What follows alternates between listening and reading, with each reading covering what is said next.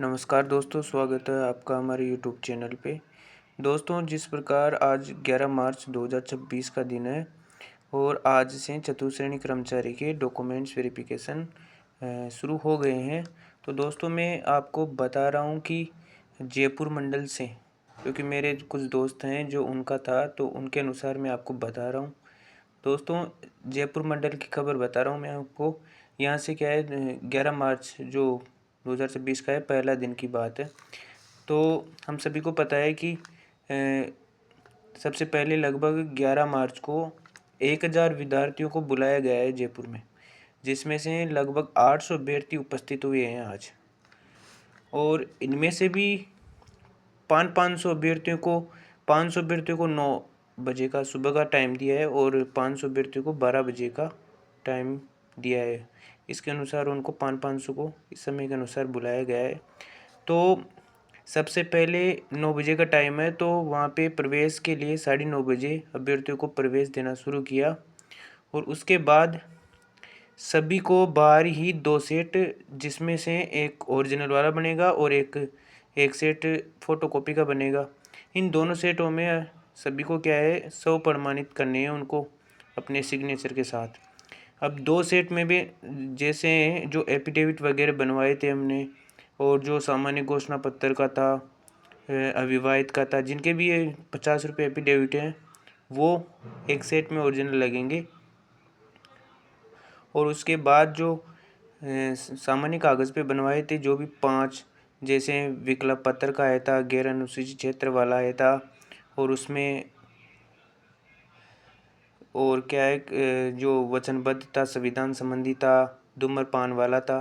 तो ये सामान्य के जो भी हस्तलिखित थे वो ओरिजिनल, और एफिडेविट थे वो ओरिजिनल, और आपकी जो 10वीं 12वीं जाति प्रमाण पत्र और मूल निवास हैं, उनकी फ़ोटोकॉपी लगेंगी, क्योंकि वो मूल नहीं लेंगे, उनकी फ़ोटोकॉपी ओरिजिनल वाले सेट में लगा देंगे उन 4 की। और जो भी आपके पास विशेष योग्यता या कुछ और एफिडेविट हैं, तो वो लगेंगे एक सेट में।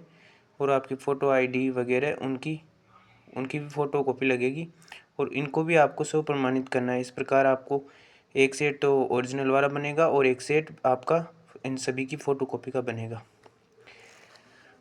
फिर जिनका सेट पहले तैयार था उनको अंदर बुलाया गया था, और जो चेक लिस्ट है मैं आपको बताऊंगा अभी। चेक लिस्ट उसके अनुसार अभ्यर्थियों को डॉक्यूमेंट्स को क्रमवाइज जमाना है, जिसमें सबसे पहले आपको आपका एडमिट कार्ड, उसके बाद आपका जो भी चेक लिस्ट वाली वो सबसे ऊपर लगेगा, और उसके नीचे आपका स्क्रूटनी फॉर्म लगेगा उससे, और आपकी रसीद लगेगी 100 रुपये चालान वाली, और फिर 10वीं 12वीं जाति मूल और जो भी सामान्य घोषणा पत्र वगैरह वो लगेंगे।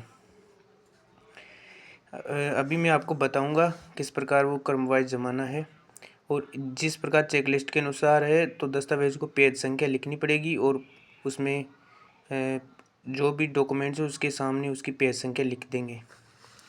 अब अगर किसी भी दस्तावेज की आपको वहाँ पे जयपुर में मालवीय नगर में जो गवर्नमेंट स्कूल है वहाँ पे हो रहे हैं, तो उसमें जो भी आपको जैसे आप कारणवश किसी चीज़ की, किसी भी डॉक्यूमेंट की फ़ोटोकॉपी कराना भूल गए या कम रह गई, या शपथ पत्र की वहाँ पे आपको अचानक ज़रूरत पड़ गई, तो वहाँ पे बनाने की व्यवस्था है, इससे आप घबराए नहीं। फिर भी मैं आपको बताना चाहता हूँ कि आप ये सब चीज़ें आप घर से ही पहले से ही 3-3 सेट करके तैयार रखें।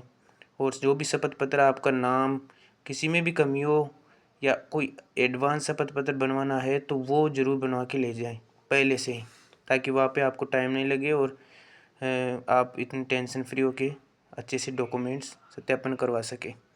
इसके बाद मैं आपको जाति प्रमाण पत्र का बता रहा हूँ, क्योंकि 19 अप्रैल 2025 को चतुर्थ श्रेणी की अंतिम डेट थी फॉर्म भरने की। तो इससे मान रहे हैं कि 19 अप्रैल 2025 से आपका 19 अप्रैल 2024 के मध्य का है, तो आपको कोई एफिडेविट की ज़रूरत नहीं है। लेकिन अगर 19 अप्रैल 2024 से पहले का है, 3 साल पहले का, तो भी आपको एफिडेविट देना पड़ेगा।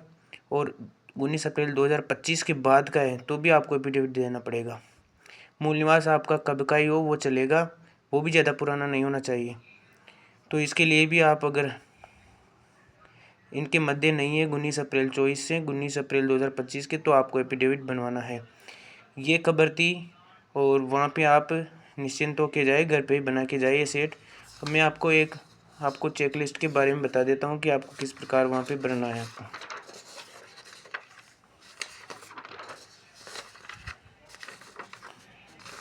ये देखिए दोस्तों, ये यहाँ पे आपको पता है, आप इतने तो जानते हैं कि आप अपना नाम पता सब लिख लेंगे इसमें। यहाँ पे आपके पासपोर्ट साइज फ़ोटो लगा देंगे वहाँ पे। और ये यहाँ पे लिखा है कि स्कूटनी फॉर्म वाला, फिर आपकी 10वीं 12वीं की मूल निवास है, जाति प्रमाण पत्र है, अन्य श्रेणी जैसे कोई भी विधवा परित्यक्ता गैर संबंधी तो उनका है। इसी क्रम में आपको ऊपर से नीचे ये सेट इसी तरह जमाना है। और आपके पास जो दस्तावेज है वो तो हाँ करेंगे, नहीं है तो ना करेंगे। और इनकी जारी करने की तिथि आप इधर लिख देंगे। ये दस्तावेज की पृष्ठ संख्या यहाँ पे लिखेंगे कि आपने कौन सी लाइन में। सभी दस्तावेजों पे 1 2 3 4 की तरह आप उन पे पेज संख्या लिख देंगे। और फिर वहाँ पे जो डॉक्यूमेंट जिस पेज पे हैं तो वहाँ पे ये लिख देंगे उनकी पेज संख्या। इसी प्रकार आपके सारे जो हैं इसी क्रम में जमेंगे और यहाँ पे आपके हस्ताक्षर हो जाएंगे। ये आपको जब तक आप इसको भर कर नहीं ले जाओगे डॉक्यूमेंट्स में पूरे सेट तैयार करके, तब तक आपको अंदर नहीं जाने देंगे। उसके बाद ये वाला है जिसको भी आपको भरना है, जो आपका नाम है, पिताजी का roll number, merit number, slot, दस्तावेज सत्यापन, दल संख्या, ये उनका काम है तो वो इसमें वो कर देंगे। ये दूसरा पेज है इसका। इसके बाद ये पात्र वाला है कि आप आयु के अनुसार पात्र हो या नहीं हो, या शैक्षणिक योग्यता, तो वहाँ पे पात्र हैं।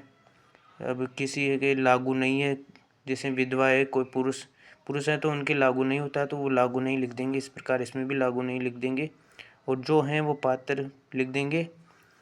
इस प्रकार ये काम जो भी आपके दस्तावेज सत्यापन अधिकारी कर रहे हैं, ये उनका काम है, ये वहाँ पे वो कर देंगे।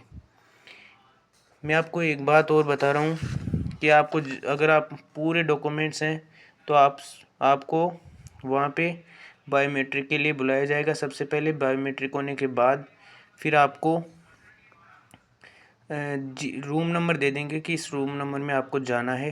तो वहाँ पे जाके आप टेबल पर बैठ के उनको दस्तावेज जो भी हैं वो उनको देंगे और उनका आप सत्यापन करवाएंगे। दोस्तों, अगर आपको किसी भी जानकारी चाहिए चतुश्रेणी के बारे में, दस्तावेज के बारे में, तो आप कमेंट करके ज़रूर बताएं और अपने दोस्तों को शेयर करें। धन्यवाद दोस्तों।